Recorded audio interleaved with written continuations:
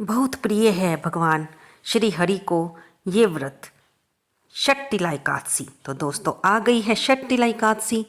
जानेंगे 5 फरवरी यानी कि आज है या कल 6 फरवरी को। तो दोस्तों आज की हमारी वीडियो इसी एकादशी व्रत के बारे में है। तो स्वागत है आपका अपने ही YouTube चैनल कलयुग के चमत्कार संतों की वाणी में। हिंदू धर्म में एकादशी का बहुत अधिक महत्व होता है। हर एकादशी तिथि भगवान विष्णु को समर्पित होती है। इस दिन भगवान की विधि विधान से पूजा अर्चना की जाती है और एकादशी व्रत करने से मृत्यु के पश्चात मोक्ष की प्राप्ति होती है। दोस्तों हम आपको ये बात बता दें कि कोई भी व्रत तभी सफल होता है अगर उसे पूरे श्रद्धा और विश्वास के साथ किया जाए और पूरे विधि विधान से किया जाए। हम लोग व्रत तो रखते हैं लेकिन कई बार हमें व्रत रखने में कुछ भूल चूक हो जाती है जिसके कारण हमारा वो व्रत पूरी तरह से सफल नहीं हो पाता। आप कोई भी व्रत रखें, चाहे वो एकादशी का हो या शिवरात्रि का या फिर सावन मास के व्रत या वीरवार के व्रत या शुक्रवार के व्रत, जो जिस देवी देवता को समर्पित है उसके प्रति व्रत को पूरी श्रद्धा विश्वास के साथ रखें, तभी वे फलीभूत होते हैं। तो आइए चलते हैं हम अपने विषय की तरफ। हिंदू पंचांग के अनुसार हर माह में 2 बार एकादशी तिथि पड़ती है, एक कृष्ण पक्ष में और एक शुक्ल पक्ष में। साल में इस तरह से कुल 24 एकादशी पड़ती हैं, लेकिन जब हमारा लीप ईयर होता है तब ये एकादशियों की गणना 26 हो जाती है, क्योंकि उसमें अधिक मास भी शामिल होता है। माघ माह के कृष्ण पक्ष में पड़ने वाली एकादशी को षटतिला एकादशी कहते हैं। इसे षटतिला क्यों कहा जाता है, इसके बारे में भी हम आगे जानेंगे। इस एकादशी के दिन भगवान को तिल का भोग लगाना चाहिए। इस दिन तिल का दान करने से विशेष फल की प्राप्ति होती है। प्रसाद में भी तिल की सामग्री का सेवन करना चाहिए। इस दिन चावल का त्याग करना चाहिए। षटतिला एकादशी के दिन व्रत रखकर घर पर हरि नाम संकीर्तन करें। ज़्यादा से ज़्यादा महामंत्र का जाप करें। आप किसी भी मंत्र का जाप कर सकते हैं। ओम नमो भगवते वासुदेवाय का अगर आप चाहें तो जाप कर सकते हैं, नहीं तो विष्णु स्तोत्र का पाठ कर सकते हैं। आइए अब जानते हैं एकादशी तिथि का प्रारंभ कब होगा। एकादशी तिथि का प्रारंभ 5 फरवरी को शाम 5:24 पर होगा और इसकी समाप्ति 6 फरवरी को 4:07 पर शाम के होगी। इसलिए सूर्योदय तिथि होने के कारण ये व्रत 6 फरवरी को ही रखा जाएगा और व्रत के पारण का समय 7 फरवरी को 7:04 से लेकर 9:19 तक रहेगा। द्वादशी तिथि के समाप्त होने का समय दोपहर को 7 फरवरी को 2:02 पर रहेगा। इसलिए इससे पहले ही आप इस व्रत का पारण कर लें। अब हम जानेंगे कि इसे षटतिला एकादशी क्यों कहा जाता है और इसमें तिल का क्या महत्व है। पौराणिक कथाओं के अनुसार जितना पुण्य कन्यादान, हजारों वर्षों की तपस्या और स्वर्ण दान करने के बाद मिलता है, उससे कहीं ज़्यादा फल एकमात्र षटतिला एकादशी का व्रत करने से प्राप्त होता है। इसको षट यानी कि 6 क्यों कहा जाता है। तिल का उपयोग पूजा, हवन, प्रसाद, स्नान, दान, भोजन और तर्पण में किया जाता है। तिल मिश्रित जल में स्नान, तिलों का उपटन, तिल मिश्रित सामग्री से हवन, तिल मिश्रित जल को पीना और भोजन में तिलों का प्रयोग तथा तिलों का दान, ये 6 कार्य करने से षटतिला कहलाते हैं और इस एकादशी को षटतिला एकादशी कहा जाता है। इसके करने से अनेक प्रकार के पाप नष्ट हो जाते हैं। अब हम जानेंगे कि हमें इसमें कौन सी पूजा विधि, कैसे भगवान विष्णु की पूजा करनी चाहिए। सुबह जल्दी उठकर स्नान आदि से निवृत्त हो जाएं। घर के मंदिर को साफ करके उसमें घी का दीपक प्रज्वलित करें। भगवान विष्णु का अगर आपने स्वरूप रखा है या लड्डू गोपाल का स्वरूप रखा है तो उनका अभिषेक करें। शुद्ध जल से नहलाकर उन्हें स्वच्छ वस्त्र पहनाएं। उनको पुष्प, तुलसी दल अर्पित करें, मौसमी फल अर्पित करें और संभव हो तो इस दिन व्रत भी रखें। और अगर आप व्रत रख रहे हैं तो हाथ में थोड़ा सा जल, थोड़े से तिल और थोड़ी सी दक्षिणा रख के अपने व्रत का अपना नाम, अपना गोत्र, अपनी रहने के स्थान का नाम उच्चारण करते हुए व्रत रखें। और जिस तरह से भी आप ये व्रत रख रहे हैं वो भी संकल्प लें। आप निर्जला व्रत रख रहे हैं या फलाहार व्रत रख रहे हैं तो इसका संकल्प लें और उसके बाद भगवान को पूजा अर्चना करें और उनकी कथा करें, फिर आरती करें। शाम को भी इसी तरह भगवान के आगे घी का दीपक जलाकर कथा करें, आरती करें और उसके बाद क्षमा प्रार्थना भी करें अगर आपने व्रत रखा है, ताकि अनजाने में कोई आपसे भूल हो गई हो तो प्रभु उसे क्षमा करें।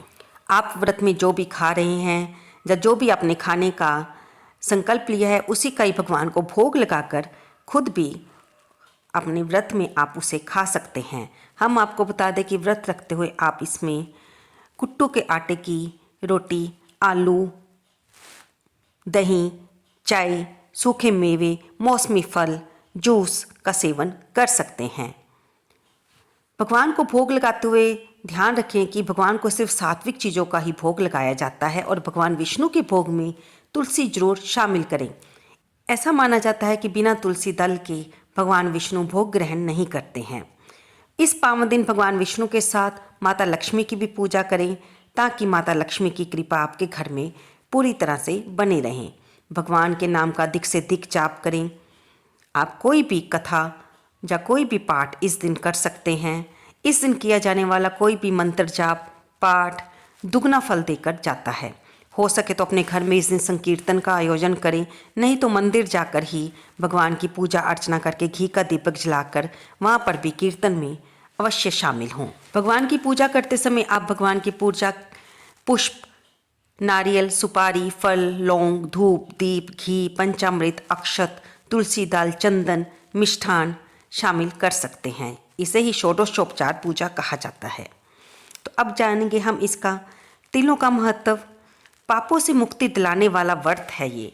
षट्टिला एकादशी के दिन विधिवत भगवान विष्णु की काले तिलों से पूजा करने से व्यक्ति हर तरह के पापों से मुक्ति पा लेता है। इसके साथ ही रोग, दोष और भय से मुक्ति मिलती है। दोस्तों, इस दिन अगर आप काले तिल, सफ़ेद तिल का ब्राह्मण को दान में देते हो तो इससे आपके कितने ही पापों का, कष्टों का निवारण होता है। पुरानी कथाओं के अनुसार षट्टिला एकादशी पर काले तिल, काली गाय के दान करने से हजारों वर्ष की तपस्या का फल प्राप्त होता है और तिल का प्रयोग करने से जीवन में आने वाली बाधाएं दूर होती है, ग्रहों की स्थिति अनुकूल होती है और षट्टिला एकादशी का व्रत रखने से परिवार की दरिद्रता भी दूर होती है।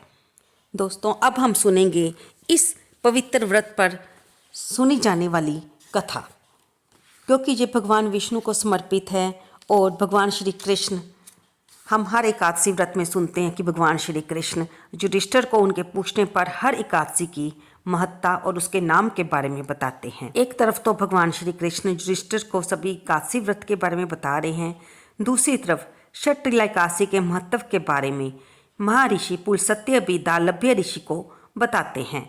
जब दालभ्य ऋषि ने महर्षि पुलस्त्य से पूछा कि हे महाराज, मृत्यु लोक में मनुष्य ब्रह्म हत्या आदि अनेक महापाप करते हैं, पराय धन की चोरी और दूसरों की उन्नति देखकर ईर्ष्या करते हैं और अनेक प्रकार के दुर्व्यसनों में फंसे रहते हैं, फिर भी उन्हें नरक प्राप्त नहीं होता। इसका क्या कारण है? ना जाने वे कौन सा दान अथवा पुण्य करते हैं जिससे उनके पाप नष्ट हो जाते हैं, कृपया पूर्वक कहिए। तब पुलस्त्य मुनि कहने लगे, हे राजन, आपने अत्यंत सुंदर प्रश्न पूछा है। इससे संसार के जीवों का कल्याण होगा। ब्रह्मा, विष्णु, रुद्र तथा इंद्र आदि भी इस गुप्त भेद को नहीं जानते, परंतु संसार के भले के लिए मैं आपको सुनाता हूँ। माघ मास के लगते ही स्नान आदि से शुद्ध हो इंद्रियों को वश में करके काम, क्रोध, लोभ, मोह, अहंकार, ईर्ष्या, अभिमान आदि का त्याग करके भगवान का स्मरण करना चाहिए। पुण्य नक्षत्र में गोबर, कपास, तिल मिलाकर उसके उपले बनाकर उनसे 108 बार हवन करना चाहिए। उस दिन मूल नक्षत्र हो तो साथ में नित्य क्रिया से निवृत्त होकर देवादिदेव भगवान श्री विष्णु का पूजन और एकादशी का व्रत करें। रात्रि को जागरण करना चाहिए। उसके दूसरे दिन धूप, दीप, नैवेद्य आदि से भगवान का पूजन करके खिचड़ी का भोग लगाएं। भगवान विष्णु का पूजन करके पेठा, नारियल, सीताफल और सुपारी सहित अर्घ्य देते हुए भगवान से विनय करें, हे भगवान, आप दीनों को शरण देने वाले तथा इस संसार सागर में फंसे हुए प्राणियों का उद्धार करने वाले हैं। हे पुंडरीकाक्ष, आप लक्ष्मी सहित इस तुच्छ अर्घ्य को स्वीकार करें। इसके पश्चात जल से भरा हुआ कुंभ ब्राह्मण को दान दें। ब्राह्मण को तिल का दान करें। श्यामा यानी कि काले रंग की गऊ का दान करें। ये दान अति उत्तम माने जाते हैं। तिल स्नान और भोजन दोनों ही श्रेष्ठ है। जो मनुष्य जितने तिलों का दान करता है उतने ही 1000 वर्ष वह स्वर्ग में वास करता है। तिल मिश्रित जल में स्नान, तिलों का उपटन, तिल मिश्रित सामग्री से हवन, तिल मिश्र जल को पीना और भोजन में तिलों का प्रयोग तथा तिलों का दान, ये 6 कार्य षट्टिला कहलाते हैं। इनको करने से अनेक प्रकार के पाप नष्ट हो जाते हैं। इतनी कथा कहकर पुलस्त्य ऋषि कहने लगे कि एक समय नारद जी ने भगवान श्री विष्णु से भी यही प्रश्न पूछा था और भगवान ने षट्टिला एकादशी का जो महात्म्य नारद जी से कहा था वह मैं तुमसे कहता हूँ। तो आइए हम भी नारद जी के साथ इस व्रत की कथा और महात्म्य सुनते हैं। कहानी इस प्रकार से प्रसिद्ध है कि प्राचीन काल में वाराणसी में एक गरीब अहीर रहता था। दीनता से काहिल वह बेचारा कभी कभी भूखा ही बच्चों सहित आकाश के तारे गिनता रहता। उसकी जिंदगी बसर करने का सहारा केवल जंगल की लकड़ी थी। वह भी जब ना बिकती तो वह फाके मार कर रह जाता, अर्थात भूखा ही सो जाता। एक दिन वह अहीर किसी साहूकार के घर लकड़ी पहुंचाने गया। वहां जाकर देखता है कि किसी उत्सव की तैयारी की जा रही है। तब उस अहीर ने साहूकार से पूछा, बाबूजी, ये किस चीज़ की तैयारी हो रही है? तब सेठ जी बोले कि ये षट्टिला व्रत की तैयारी हो रही है। इससे घोर पाप, रोग, हत्या आदि भव बंधनों से छुटकारा तथा धन पुत्र की प्राप्ति होती है।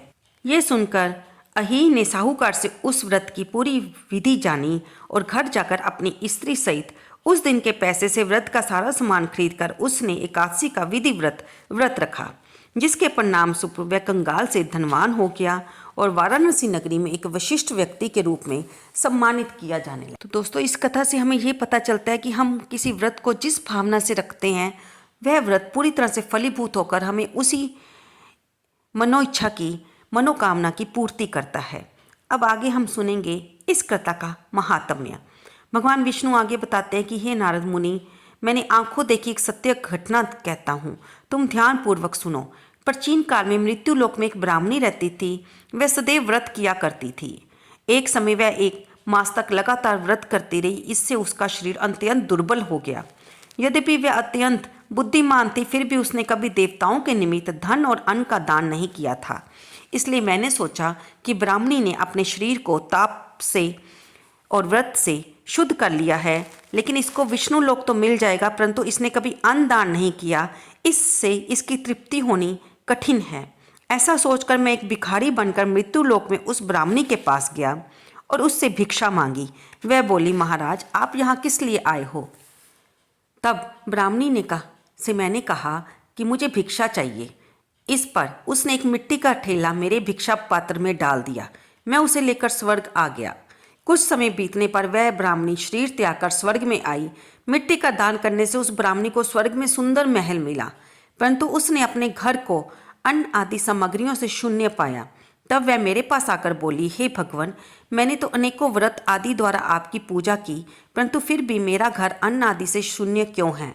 मैंने उससे कहा कि पहले तुम अपने घर जाओ, देवताओं की स्त्रियां तुम्हें देखने के लिए आएंगी, उनसे तुम षट्टिला एकादशी का पुण्य और विधि सुन लेना, तब द्वार खोलना, तुम्हें सब कुछ मिलेगा। भगवान के ऐसे वचन सुनकर वे अपने घर आ गई। जब देवी स्त्रियों को पता चला कि कोई ब्राह्मणी वहाँ पर आई है, तो वे उससे मिलने आई और उसको द्वार खोलने के लिए कहा। तब ब्राह्मणी ने कहा कि आप मुझे देखने आई हैं, लेकिन मैं दरवाज़ा तभी खोलूँगी जब आप मुझे षट्टिला एकादशी के महात्म्य सुनाएंगी।